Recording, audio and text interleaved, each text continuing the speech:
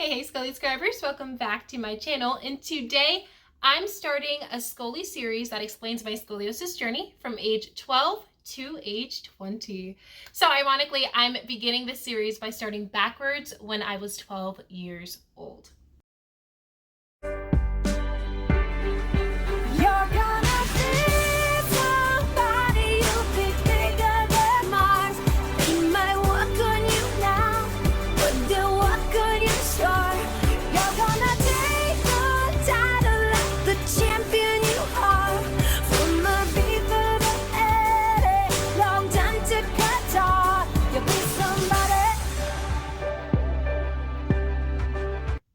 This is episode 1 of this Scoli-Series, which will be covering 3 points: how I found out I had scoliosis, the first 2 actions my mom decided for me to take as a child with this condition, as well as where my mindset laid as a preteen/teen, discovering what scoliosis entailed, as well as living with it. Before I begin, I do want to note that I will be using terminology that you may not be familiar with, like mild, moderate, and severe scoliosis.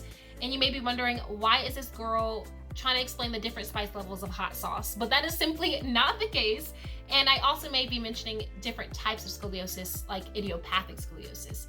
And I would hate for y'all to think that I'm calling y'all mamas idiots. No, that is not the case. Idiot and idiopathic is completely different things. So to make sure we are on the same page as far as terminology goes, I want to highly encourage you to visit clearinstitute.org's website for these unfamiliar terms. And I also did a speech for college about scoliosis as well as my testimony. So if you want more clarity on Scoli lingo, I also encourage you to check out that video as well. With that out of the way, on to how I found out I had scoliosis. My revelation to this condition was nothing less than anticlimactic.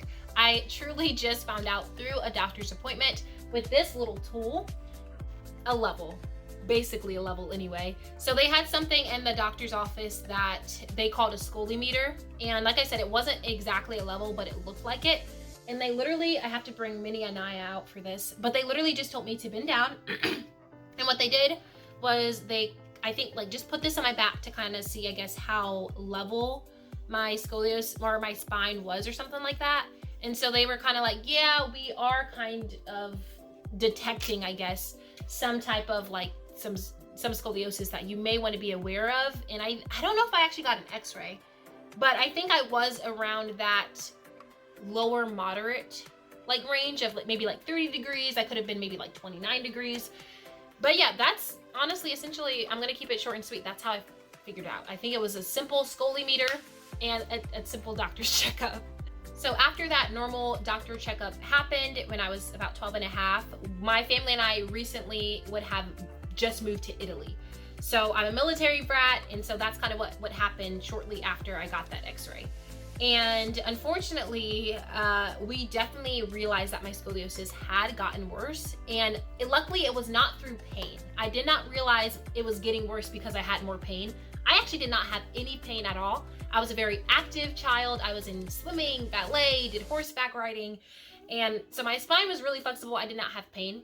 But I noticed that it got worse, I think, literally just through either x-rays, using Scoli-meters when I had my checkups, and then also just through physical looks. I had the deformity as well, started to shape the hump on the back. One shoulder was higher than the other, my hips was misaligned. And so that's kind of when I found out it was getting worse. So the first action that my mom had me take was a brace.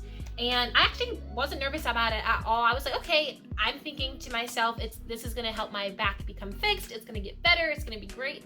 And so my mom actually researched some type of braces. So she first, in her research, found the Boston brace. And she just, I think, heard from reviews or other people or doctors that was horrible. So she was like, I am not putting my child in a Boston brace. This is not going to work at all. So my mom did further research and found this brace. I'm not sure the exact name of it, but the brace that I had gotten was designed after the Rigo Chineo brace. I definitely could be butchering that pronunciation, but I will definitely put the spelling and text up there for you. But this brace was better than the Boston brace because it was actually molded to fit your body. So when we went to an off-campus doctor in Italy, that is what they did. Like, I got put in this, like, it was like this, like, human cast. Like, I don't even know how to explain it, but it was this plaster that they molded over my body. And it was 2 appointments that I had. So the first one was to actually mold the brace, and the second one was to actually get the plastic brace after they, you know, designed it from the mold. And so that was the brace that I had, the Rigo, or designed after the Rigo Chineo brace. And I love my mom so much because she took so much time in researching that brace, only for me to wear it for like only 8 months. Guys, I hated that thing. I really did. It was very, very painful. The pain was really excruciating. Like, I can't even explain it, but it was like, I think it was like a sharp pain in my back, just all over my back. Like here, we're gonna get back. This is Anaya, and I think I was probably, what, 13 by now? So this is Anaya with the brace, but like literally all this part of my back, just in pain, you guys. And I'm not sure if it was because it's like a whole mindset thing, but I felt like every time I put that brace on, my back would be itchy. Like, I'm like, I cannot itch my back. And I only can relate it to when I was a young girl. I hated stockings as a little kid. But the reason why I hated stockings was because if ever I needed to itch my foot, or if I wanted just to like have my toes out, it would be restricting. I'm like, I need leggings or something. I need my toes out. And so that's like the only way I can relate to how I felt when I put that brace on. Like, it was so restricting. I couldn't itch if I needed to. And the more I thought about itching, the more my back was itchy. I was like, what is happening, y'all? So I hated that thing, and I only wore it for about 8 months. And it was expensive too. So that was, you know, I was definitely not thinking of any monetary value at all. But my 13-year-old self was not trying to do that pain or endure that pain. And luckily, my parents didn't really force me to wear the brace. I think it was, like, highly encouraged, but they knew I was over it. I was checked out about like after 8 months. So I got really traumatized from bracing. So the second solution that my mom found and researched was physical therapy. So I went to this Italian physical therapist, and I tell you, physical therapy was just as good as telling a blind person to see. I'm gonna just let that sink in, because I'm telling you, when I went there, and like it was like a girl physical therapist, so she had me on this exercise table, or this table, let's just say. And you know, if ever my back was crooked or my legs wasn't straight, she would just be like, oh, like she'll just like shift my body, oh, just make sure to be straight, just make sure to be straight. And I'm like, lady, I got scoliosis. Like, it wasn't so simple. Like, it's not hitting the root of the problem. I'm like, you can't just tell me to be straight and I'm automatically gonna be straight. And so physical therapy just did not work for me at all. So both bracing and physical therapy were thumbs down, unfortunately. My mindset as a preteen/teen, going through this just journey of being diagnosed, as far as attempting solutions like bracing and physical therapy, was a mixture of, I would say, ignorance and hopefulness. But I really just truly think it was ignorance, and that ignorance, you know, kind of like elicited like pseudo hopefulness. I really wasn't hopeful. I was just ignorant.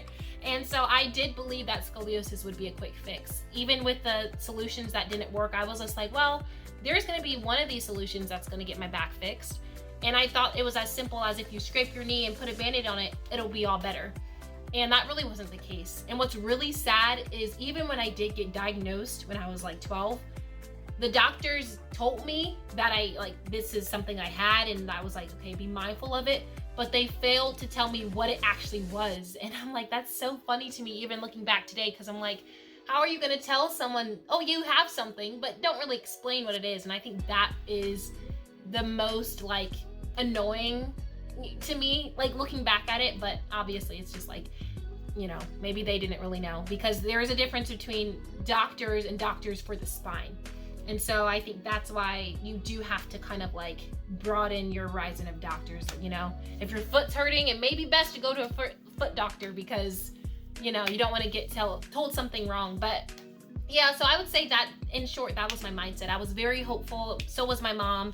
But like I said, that was pseudo hopefulness, and that just stemmed from ignorance. So I truly didn't know what scoliosis was. I thought it would be a quick fix. I thought scoliosis could be fixed, and that's just not the case. Scoliosis, once you have it, you're always gonna have it, you know?